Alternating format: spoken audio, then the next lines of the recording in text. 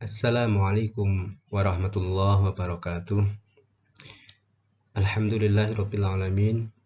Kita sudah menyelesaikan materi tentang pengembangan strategi pembelajaran bahasa Arab yang kita mulai dengan menjelaskan teori-teori, lalu kita melakukan simulasi dan bahkan bisa sampai praktek dalam strategi pembelajaran tersebut. Nah, pada kesempatan ini saya ingin mereview kembali beberapa materi yang sudah kita pelajari untuk memberikan penguatan terhadap pemahaman kita. Dalam slide-slide berikut akan saya jelaskan mengenai proses pengembangan strategi pembelajaran bahasa Arab di madrasah atau di lembaga pendidikan bahasa pada umumnya. Semoga kita akan bisa lebih paham dan lebih jelas dalam beberapa penjelasan berikut. Baik, sebelum kita menentukan atau menjelaskan memilih sebuah strategi, terlebih dahulu perlu kita memberi atau kita melihat beberapa hal mendasar, yaitu pertama profil lulusan, kompetensi inti atau KI, kompetensi dasar atau KD, indikator pencapaian kompetensi atau IPK, yang merupakan dokumen yang biasanya sudah tersedia di dalam lembaga pendidikan itu. Keempat hal tersebut biasanya tertuang di dalam dokumen kurikulum secara jelas. Meskipun kadang yang menjadi indikator pencapaian kompetensi tidak terinci secara jelas di dalam rumusan kurikulum, tetapi kita biasanya bisa menemukan di silabus atau di dalam rumusan buku guru yang digunakan sebagai pegangan guru itu kalau kita menggunakan kurikulum 2013. Di samping keempat dokumen tersebut, kita masih bisa mempertimbangkan beberapa hal lain yang penting juga untuk dijadikan dasar. Di antaranya adalah apa tujuan pembelajarannya itu. Lalu, adakah bahan ajar yang tersedia? Adakah buku gurunya? Adakah buku siswanya? Adakah media dan sumber belajar yang disiapkan? Misalnya di madrasah itu ada lab nggak? Ada perpustakaan apa tidak? Ada tempat untuk praktek berbahasa apa tidak misalnya? Adakah di situ misalnya WiFi? Adakah di situ LCD? Adakah di situ internet dan seterusnya? Ini akan menentukan juga strategi yang bisa kita kembangkan. Sarana prasarana apa yang ada? Mungkin di madrasah itu ada tempat-tempat untuk mempraktekkan berbahasa. Ada kantin, ada masjid, ada mungkin tempat untuk bermain drama dan sebagainya. Nah, ini juga menjadi pertimbangan, termasuk kemampuan rata-rata siswa. Siswa kita ini punya kecenderungan apa? Karena di dalam pembelajaran, siswa masuk itu kadang-kadang sudah membawa kemampuan dari lembaga pendidikan sebelumnya. Sehingga kalau mereka itu sudah mampu secara rata-rata, sudah pintar ngomong, sudah bisa bicara, maka kita tinggal mengembangkan saja. Strategi yang kita gunakan tentu sesuai dengan kemampuan siswa. Jangan lupa juga kemampuan guru. Kita tidak bisa menerapkan strategi yang guru itu sendiri tidak bisa. Misalnya kita mau menerapkan strategi aktif dalam berbicara, tetapi guru lemah di dalam berbicara. Atau kita mau menerapkan strategi aktif dalam qawaid, gurunya sendiri lemah di bidang qawaid. Maka kemampuan guru juga harus dipertimbangkan. Termasuk juga adalah alokasi waktu. Kita mau pakai diskusi panjang, kita mau pakai jigsaw learning misalnya, kita mau pakai tahapan-tahapan pembelajaran yang tidak hanya satu kali aktivitas, tetapi waktunya terbatas, tidak memungkinkan. Nah, dengan semua pertimbangan tersebut, maka ketemulah pilihan strategi pembelajaran bahasa Arab yang dirasa cocok, dirasa tepat untuk diterapkan di kelas tersebut. Kemudian yang selanjutnya, untuk menentukan strategi pembelajaran di dalam pembelajaran bahasa Arab, kita juga perlu mempertimbangkan maharoh lugawiyah sebagai dasar untuk menentukan aktivitas belajar peserta didik seperti apa yang mau kita kembangkan. Kita tahu ada 4 maharoh, yang satu dengan lainnya itu saling terkait. Pembelajaran dalam bahasa Arab itu bisa fokus ke dalam sebagian dari maharoh ini, tetapi juga umumnya memadukan antara seluruh maharoh lugawiyah. Coba perhatikan gambar tersebut.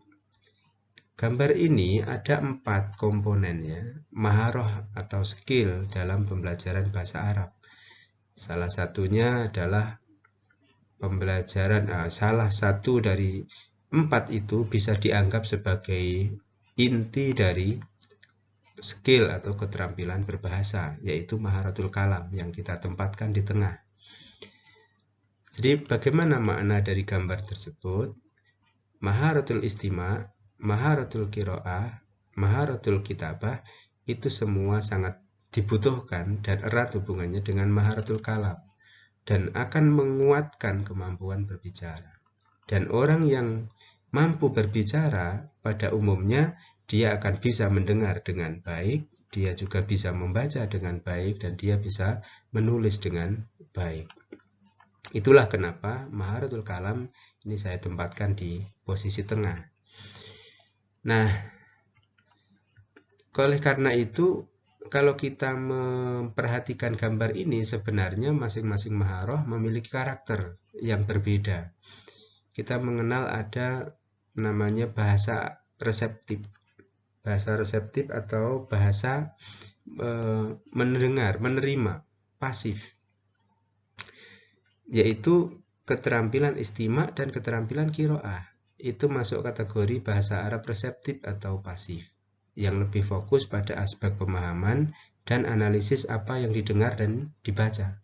Sedangkan keterampilan kalam dan kitabah termasuk keterampilan yang aktif atau produktif. Bahasa Arab aktif ini berorientasi pada kemampuan berekspresi dan menyampaikan gagasannya dalam berbahasa, secara lisan maupun secara tertulis.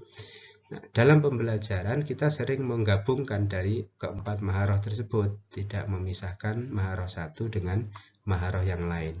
Nah, oleh karena itu, untuk menentukan strategi kita juga perlu mempertimbangkan apakah seluruh maharoh kita ajarkan atau hanya satu-satu saja dari maharoh itu, atau mungkin 2 maharoh digabungkan jadi satu.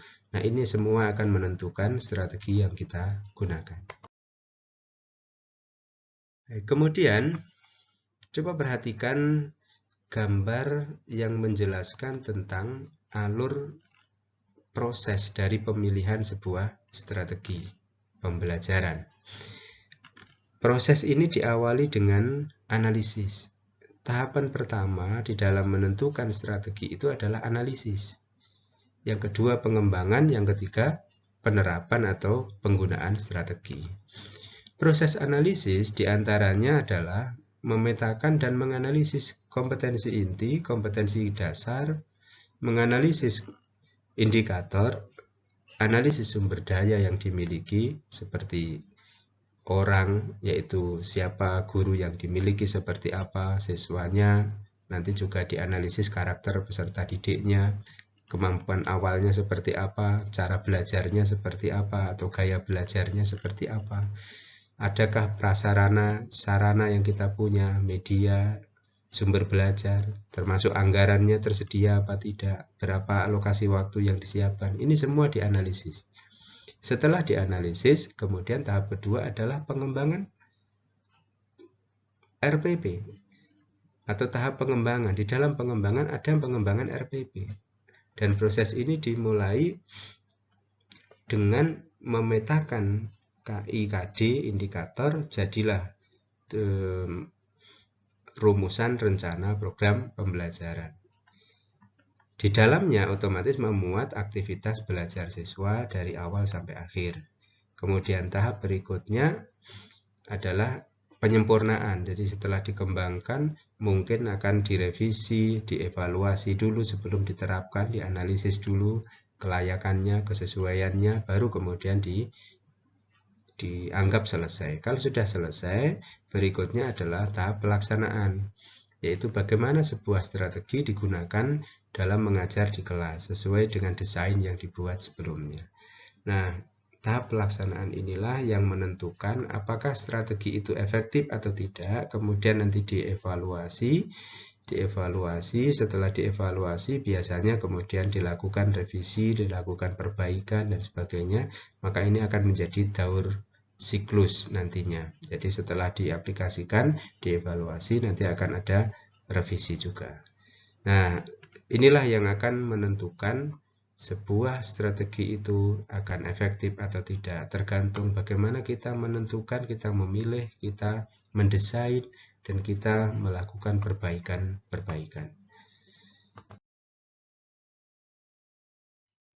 Lalu yang berikutnya, coba dilihat, ada banyak sebenarnya strategi yang bisa kita terapkan. Ada banyak sebenarnya strategi yang bisa kita gunakan.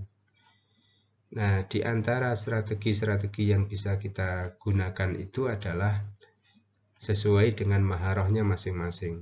Di dalam maharoh istimak itu ada strategi misalnya drill, true or false, kemudian listening theme, kata berantai, dan sebagainya.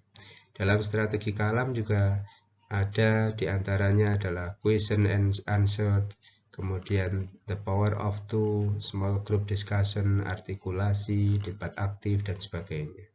Dalam strategi qiraah, ya, pembelajaran qiraah, bisa juga kita menggunakan reading aloud, kemudian analisis, card sort, information sort, make a match, dan seterusnya. Begitu juga dalam strategi kitabah juga banyak strategi seperti imla, insya, ya, insya muwajjah, kemudian paragraph building, guide composition, insya minas surah, dan masih banyak lagi. Begitu juga kalau kita fokus pada pembelajaran qawaid, kita juga bisa menggunakan berbagai strategi seperti analisis, card sort, index card match, dan seterusnya. Di dalam strategi qawaid juga kalau kita fokus ke mufradatnya nanti ada yang namanya puzzle, ada scribble, dan seterusnya. Nah, itulah yang kemudian kalau kita bisa memilih pembelajaran yang tepat, strategi yang tepat, teknik yang tepat, maka akan berimplikasi kepada pembelajaran itu bisa efektif atau bisa efisien. Saya kira itu hal yang penting saya sampaikan untuk bisa dipahami bersama. Semoga bisa menambah pemahaman dan memberikan wawasan lebih luas pada kita untuk terus berkreasi, karena dalam strategi kita selalu bisa berinovasi. Demikian, Assalamualaikum warahmatullahi wabarakatuh.